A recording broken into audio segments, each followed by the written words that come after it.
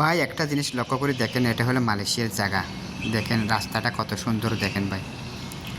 তা আমরা বাজারে গেছিলাম, বাজারে তো এখন বাসায় চলে যাই। সাইডে দেখেন, এক সাইডে আছে লবার বাগান, আর এক সাইডে আছে তেল বাগান। মালয়েশিয়ার তেল বাগান হয়, তেল মানে কি এতে তৈরি হয়। তো দেখেন ভাই জায়গাটা কত সুন্দর। এনে হয় গাড়ির কোনো জাম নাই। আমরা বাস দিয়ে বাসায় চলে যেতেছি। তো এই দর্শকের মাঝে শেয়ার করলাম। জায়গাটা কেমন লাগছে একটু কমেন্ট বক্সে জানাবেন, বাইরে একটু সাপোর্ট করে যাবেন।